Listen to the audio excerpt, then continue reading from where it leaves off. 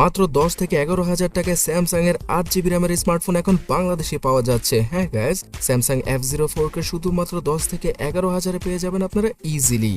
আর Samsung এর phone যে budget ক্যাটাগরিতে ভালো হয় না এটা আপনারা অনেকেই জানতেন, বাট এই ফোনটার চিপসেট, ব্যাটারি এবং সফটওয়্যার এক্সপিরিয়েন্স এই বাজেট কেন 15,000 টাকা বাজেটে সবগুলো চাইনিজ ব্র্যান্ড থেকেও সবচেয়ে ভালো। So hey guys, Shanto here. Galaxy F04 স্মার্টফোনটা কোথা থেকে এত চিপ প্রাইসে কিনবেন আপনারা সেটা জানার আগে এই স্মার্টফোনটা আদৌ কি আপনাদের জন্য ভালো হবে সেই সম্পর্কে জেনে নেওয়া যাক। ফার্স্ট অফ অল আমি বলে দিচ্ছি যে স্যামসাং গ্যালাক্সি F04, M04 এবং A04 অনেকটাই একই ক্যাটাগরির স্মার্টফোন। তো আপনারা কিনতে গেলে অবশ্যই এই তিনটা ফোন থেকে যে কোনো একটাকে চুজ করতে পারেন। F04 স্মার্টফোনটার ডিসপ্লে হিসেবে 6.5 ইঞ্চির একটি PLS LCD প্যানেলের ডিসপ্লেকে ইউজ করেছে স্যামসাং, যেখানে কিনা একটু বড় সড়ো নচের দেখা আপনারা পেয়ে যাবেন। আর ফোনটা যেহেতু 10 থেকে 11,000 টাকা পাওয়া যায়, তাই এর ডিসপ্লের কোয়ালিটিও অনেকটা বাজেট ক্যাটাগরির ফোনের মতো। নিচের দিকের চিন এরিয়াটা অনেকটাই মোটা আর ডিসপ্লের চারপাশে কিছুটা বেজেলের পরিমাণ বেশি মনে হতে পারে আপনার কাছে। তবে স্যামসাং এর মতো একটা ব্র্যান্ড থেকে এর থেকে বেশি কিছু আর আশাই করা যায় না এত অল্প টাকায়।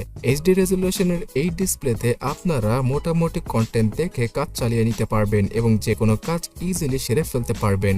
তবে এখানে যদি হায়ার রিফ্রেশ রেট অথবা বেজেলের পরিমাণ আরও কিছুটা ন্যারো করা যেত তাহলে আরও ভালো হতো।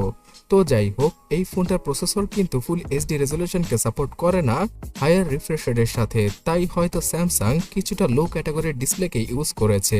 বাট ডিসপ্লে লো ক্যাটাগরির হলেও এই স্মার্টফোনটার সফটওয়্যার এক্সপিরিয়েন্স 15,000 টাকার স্মার্টফোনের মধ্যে সবচেয়ে সেরা, বিকজ এখানে অ্যান্ড্রয়েড 13কে এখন আপনারা পেয়ে যাবেন।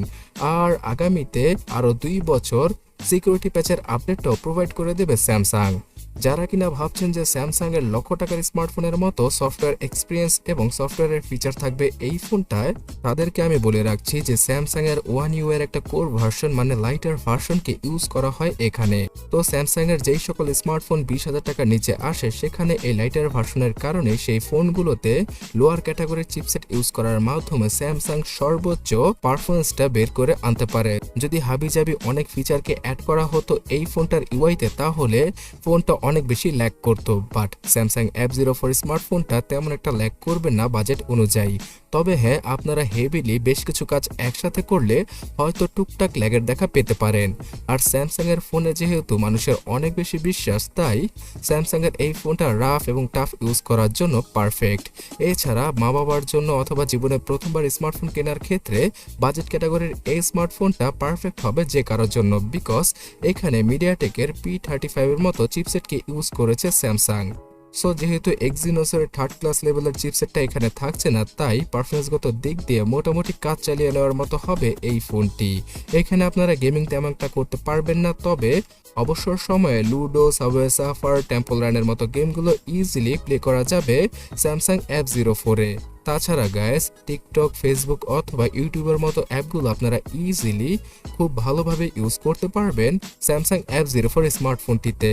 আর এই ফোনটাতে রয়েছে 4GB RAM.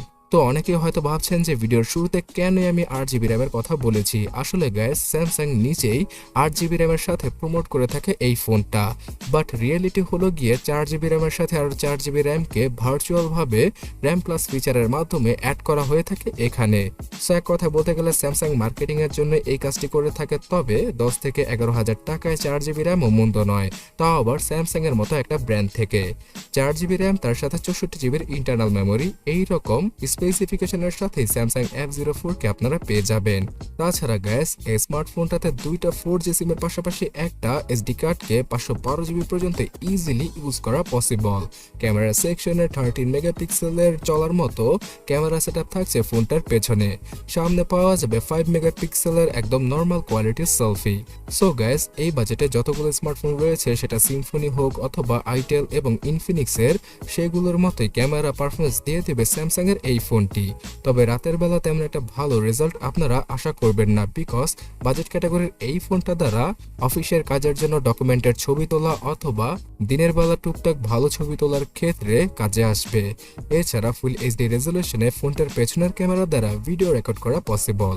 Single outs speaker, 3.5mm headphone জ্যাকের গর্ত, ওয়াইফাই, ব্লুটুথ আর এফএম রেডিওর সাপোর্ট রয়েছে স্যামসাং F04 এ।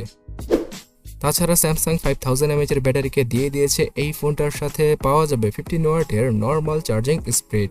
সো গ্যাস, এই ফোনটা ফুললি চার্জ হতে 2.5 ঘন্টার মতো সময় নেবে। আর একবার চার্জ করে ফেললে এইচডি রেজলিউশনের ডিসপ্লে থাকার কারণে ফোনটা দ্বারা আপনারা 1.5 থেকে 2 দিনের মতো ব্যাকআপ ইজিলি নর্মাল ইউসেজে পেয়ে যাবেন। আর একটানা ইউজ করলে 8 ঘন্টার মতো এসওটি পাওয়া পসিবল স্যামসাং F04 থেকে। সো গ্যাস, ওভারঅল বলতে গেলে সব ভালো দিকগুলোই জানলেন আপনারা। তবে এই ফোনটাতে কিন্তু কোনো ফিঙ্গারপ্রিন্ট স্ক্যানার নেই, যেটা কিনা 10-11 হাজার টাকা কেন সিম্ফনি এবং আইটেলের 6000 টাকার স্মার্টফোনেও থাকে। তবে যাই হোক, এই ফিঙ্গারপ্রিন্ট স্ক্যানারটাকে বাদ দিলে আপনারা সফটওয়্যার বেস ফেস আনলকে ইউজ করতে পারবেন স্যামসাং F04 এ। তবে রাতের বেলা সেটা হয়তো আপনাদের তেমন একটা কাজে আসবে না, তাই বারবার পাসওয়ার্ড দিয়েই খুলতে হবে এই ফোনটা। তাছাড়া সেন্সর সেকশনে স্যামসাং কিপটামি করেছে এখানে। হাতে গোনা 2-1টা সেন্সরকে দেওয়া হয়েছে ফোনটার ভেতরে। সো ওভারঅল বলতে গেলে এই ফোনটার ডিসপ্লে এবং ফিঙ্গারপ্রিন্ট স্ক্যানারটা না থাকা ফোনটার খারাপ দিক। তাছাড়া ওভারঅল অন্য 10টা চাইনিজ ব্র্যান্ড থেকে স্যামসাং এর ব্র্যান্ড ভ্যালু এবং অনেক দিন যাবৎ প্যারামুক্ত স্মার্টফোন ইউজ করতে চাইলে 10 থেকে 11 হাজারে স্যামসাং F04টা একটা পারফেক্ট স্মার্টফোন।